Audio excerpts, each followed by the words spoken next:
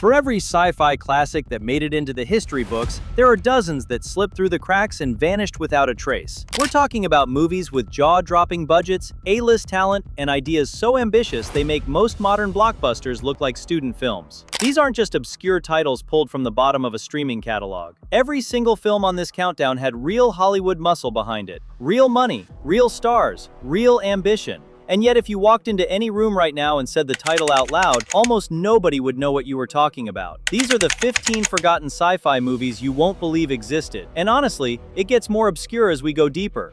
Number 15. The Final Program, 1973.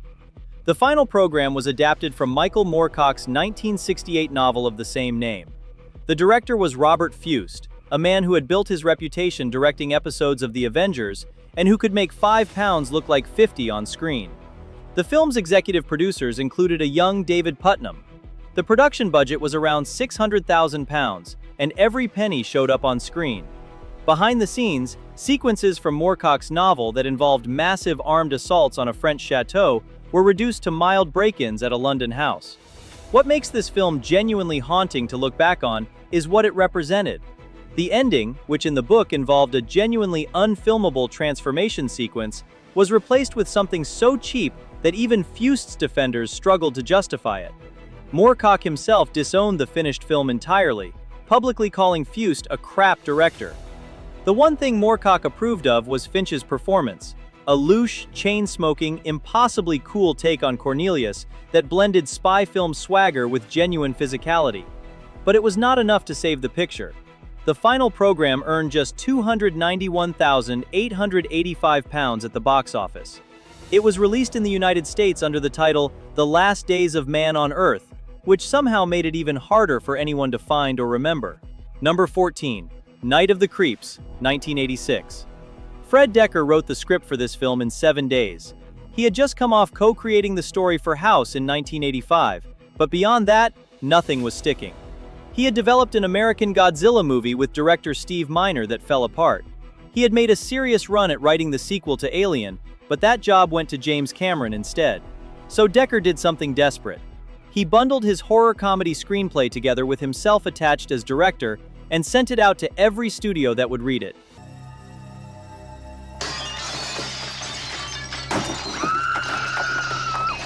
TriStar Pictures said yes. They gave him $5 million. And what Dekker delivered was one of the most wildly inventive genre mashups of the entire decade. Night of the Creeps blends 1950s alien invasion B-movies with 1980s slasher tropes, zombie chaos, and a buddy comedy at its core. Dekker packed the movie with love letters to the genre. Nearly every character is named after a famous horror or sci-fi director.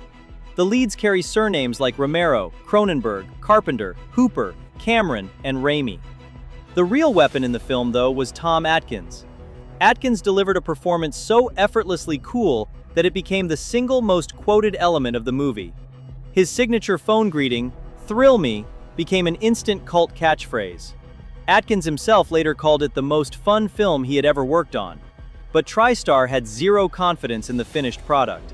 The studio gave it a limited regional release, putting it in only 70 theaters scattered across the country.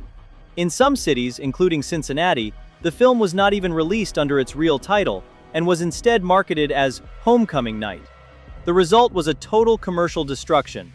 Night of the Creeps earned just $591,000 against its $5 million budget. Luckily, the box office failure did not haunt Dekker immediately, because he was already deep into production on the Monster Squad. Number 13. Colossus, The Forbin Project, 1970. Colossus, The Forbin Project was based on a 1966 novel by Dennis Feltham Jones, a former Royal Navy commander who had taken inspiration from the real Colossus machines used at Bletchley Park during World War II to decrypt enemy communications.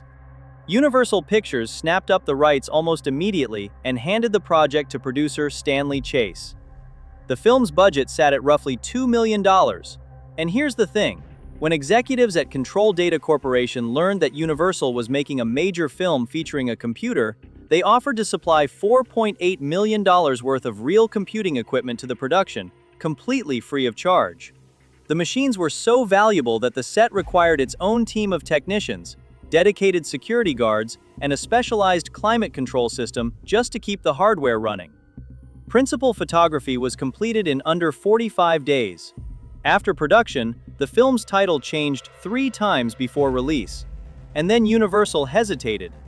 The studio had actually produced the film before 2001, A Space Odyssey hit theaters, but held it back because the ending was so bleak that executives were unsure how to market it.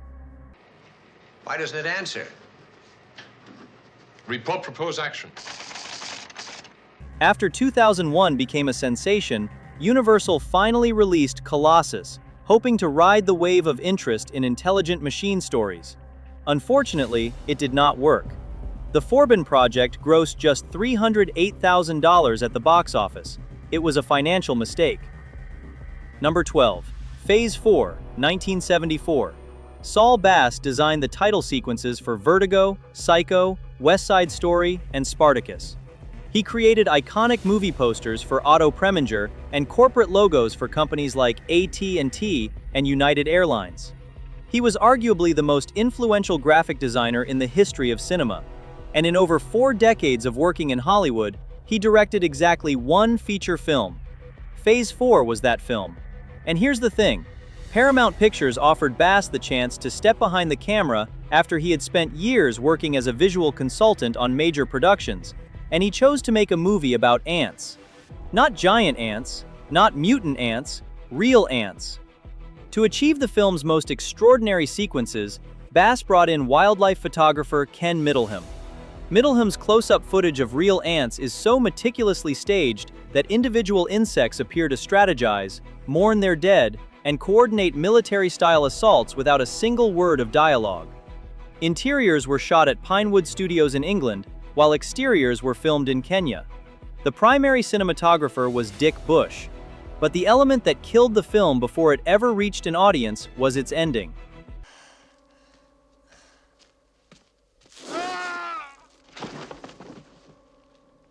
Bass had shot a 4-minute surreal montage depicting what life on Earth would look like under ant domination. It was hallucinatory, Dali-inspired, and completely unlike anything in mainstream cinema at the time. Paramount forced him to cut it. The studio then marketed Phase 4 as a straightforward creature feature, which it absolutely was not. Audiences expecting a monster movie walked out confused. The film flopped and was quickly dumped onto the bottom half of double bills.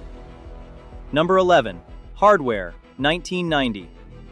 Richard Stanley was a 23-year-old South African filmmaker who had just returned from documenting guerrilla fighters during the Soviet-Afghan War. He had been making post-apocalyptic short films since his teenage years, and when he finally got the chance to direct his first feature, he did it for $1.5 million and turned it into one of the most visually ferocious sci-fi horror films of the 1990s. Hardware is set in a radioactive future where a nomadic scavenger discovers the remains of a military robot buried in the desert. Behind the scenes, the film's visual density is staggering for its budget. Stanley and his veteran crew built an entire post-apocalyptic world using tight framing, industrial color palettes, and aggressive strobe lighting that makes every frame feel like it's vibrating with heat and decay.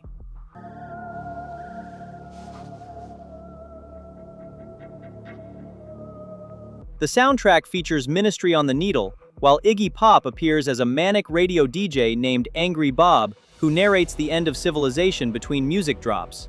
Lemmy from Motorhead shows up as a water taxi driver. Carl McCoy plays the nomad who unearths the robot in the opening sequence.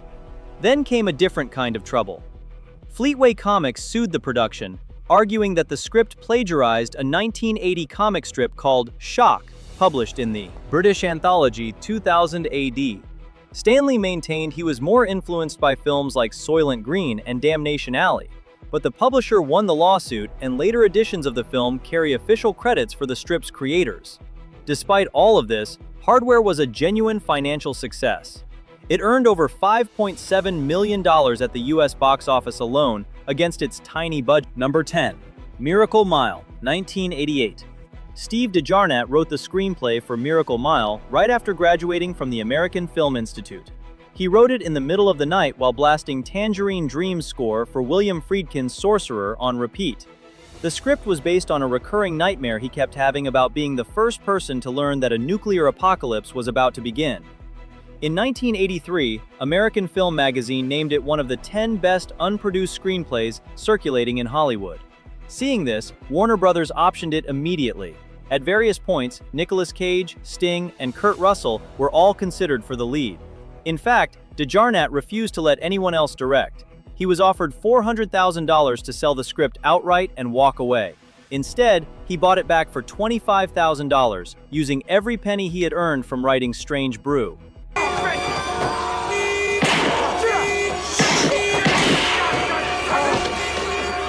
Behind the scenes, DeJarnette shot the film on location across the Miracle Mile neighborhood of Los Angeles over 7 weeks, lighting up entire city blocks for the nighttime sequences.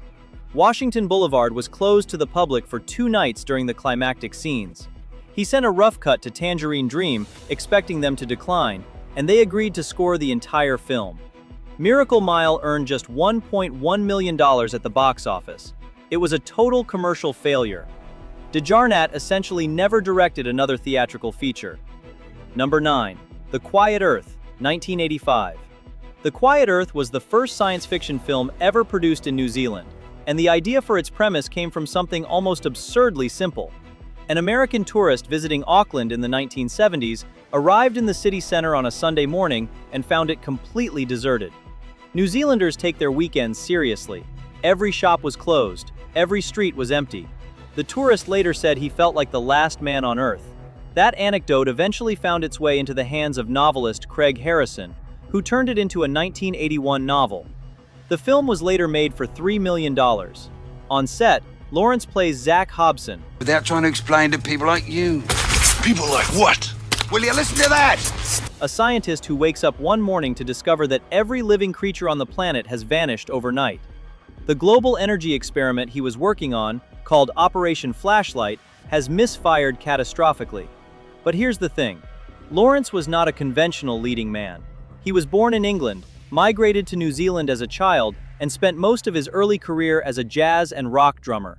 He only drifted into acting through his collaborations with Murphy, and by the time The Quiet Earth went into production, the two had already built an entire creative partnership forged through years of low-budget New Zealand filmmaking. What makes the film extraordinary is how Lawrence carries the first act almost entirely alone. He wanders empty streets playing a saxophone. He raids department stores and sets up cardboard cutouts of world leaders as his audience before declaring himself president of The Quiet Earth. When The Quiet Earth opened, it earned just 600,000 New Zealand dollars domestically. Number 8. Outland, 1981. Outland was written and directed by Peter Hyams, who had originally conceived the story as a gritty frontier western set in a mining town. But instead of Dodge City, he put it on Io, the volcanic third moon of Jupiter. Instead of gold, the miners were digging for titanium. And instead of a sheriff nobody would help, he had Sean Connery with a shotgun, storming through the corridors of a space station alone. The film was shot at Pinewood Studios in England, with an initial budget of around $12 million. Its original working title was simply Io, which had to be changed because people kept reading it as the number 10 or the word low.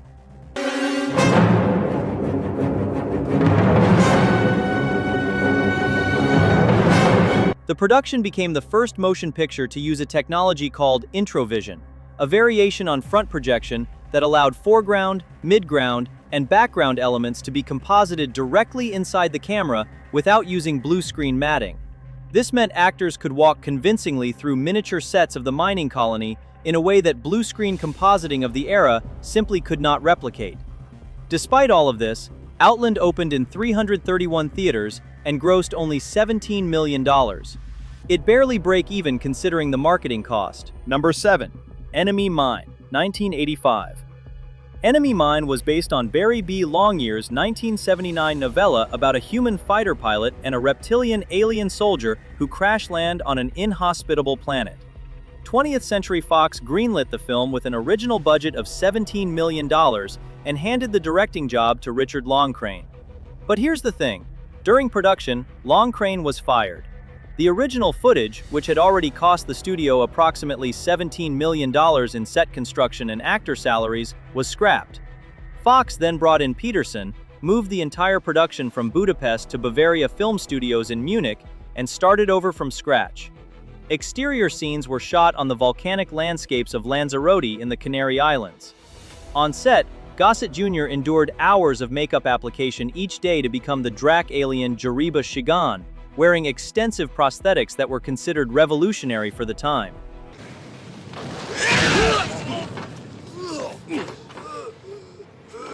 He created the alien's vocal patterns entirely on his own, drawing partly from Russian words pronounced in reverse.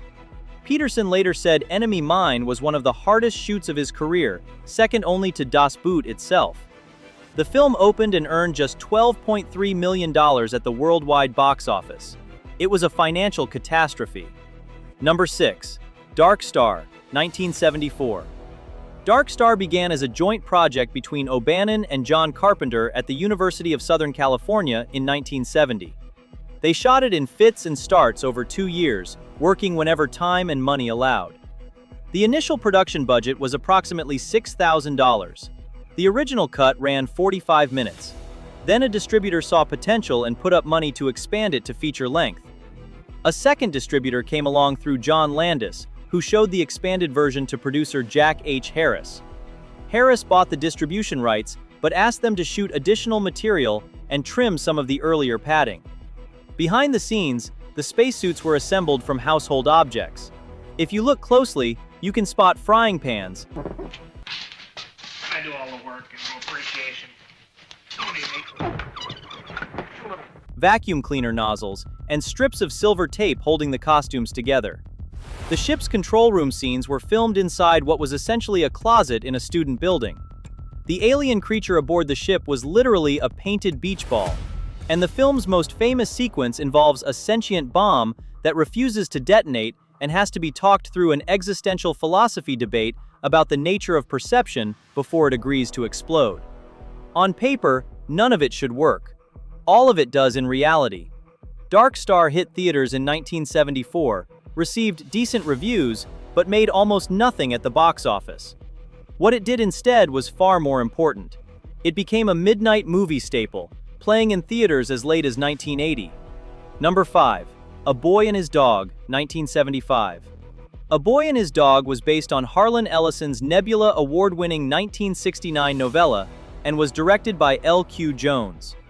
Before production, Jones spent an entire year adapting Ellison's story into a screenplay. Ellison himself had started writing the script, but hit a wall of writer's block.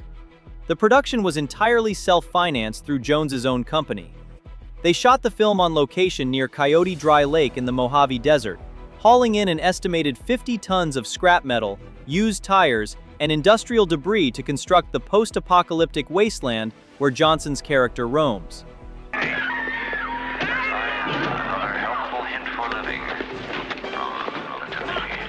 The dog Blood was voiced by Tim McIntyre after approximately 600 actors auditioned for the role. But here's the thing. A Boy and His Dog flopped on its initial release, but eventually grossed approximately $4 million domestically during subsequent re-releases and repertory screenings. Number 4. Saturn III, 1980. A production designer with zero directing experience walked onto a set, lost a fight with his lead actor, and 4 months after being fired from his own movie, he was dead. That is the grim irony sitting underneath Saturn III. John Barry dreamed up this story and was given the director's chair as his reward. He had barely ever been on a film set giving instructions to actors, and within 2 weeks, Kirk Douglas had effectively pushed him out, with producer Stanley Donen stepping in to finish the job. Barry died of meningitis at just 43, only months later. The drama did not stop there. Behind the scenes, Farrah Fawcett reportedly resisted disrobing for several scenes, prompting a furious Douglas to threaten ripping her clothes off himself.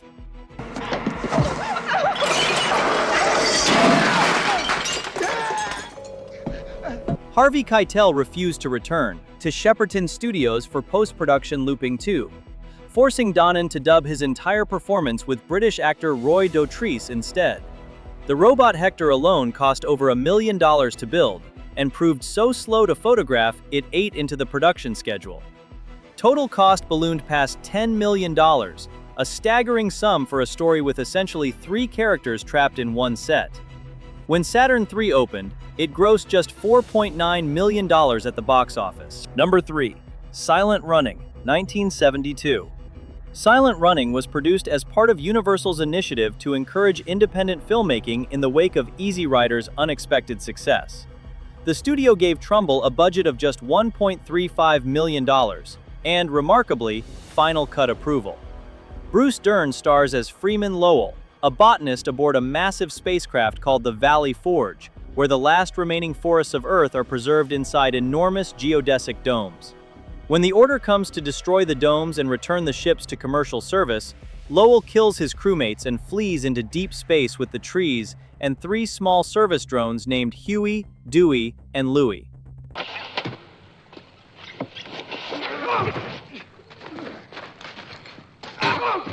Behind the scenes, the drone sequences were not achieved through special effects.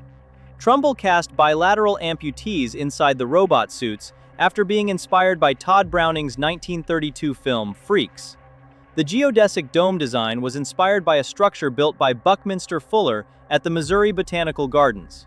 Trumbull personally shot the brief forest flashback sequences in Muir Woods near San Francisco.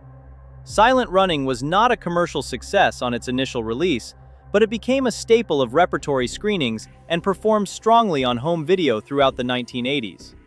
Number 2. Strange Days, 1995. James Cameron had been carrying this idea in his head for nearly a decade before a single frame was shot. But by the time Strange Days reached theaters in 1995, it had evolved into something far darker, shaped directly by the aftermath of the 1992 Los Angeles riots that followed the Rodney King verdict.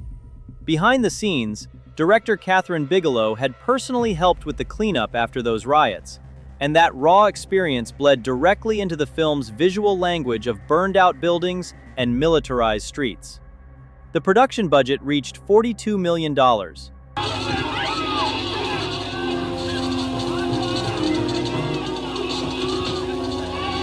The opening sequence alone required engineers to build a custom 35mm camera weighing only 8 pounds, mounted on a modified Steadicam rig, with multiple crew members crammed into a car trunk just to pull off one uninterrupted point-of-view shot. Unfortunately, that technical ambition did not translate into audience interest. Strange Days opened in October 1995 and collapsed almost immediately, earning somewhere around $8 million worldwide. Number 1. The Adventures of Buckaroo Banzai Across the Eighth Dimension, 1984. A screenwriter spent an entire decade building a fictional universe inside his own head before ever writing a usable script, and the result became one of the strangest movies a major studio ever greenlit. Earl Mac Rausch first pitched the character to director W.D. Richter back in the mid-70s, and Richter was so intrigued he personally paid Rausch $1,500 just to keep developing the concept. Multiple abandoned screenplay attempts followed before the story finally crystallized into a tale about a neurosurgeon, physicist, test pilot, and rock star simultaneously. The budget landed around $17 million.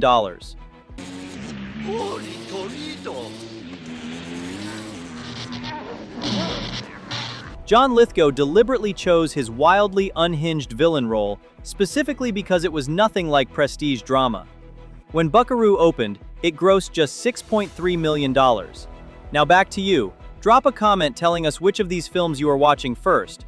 And if you think we missed one, let us know. See you in the next video.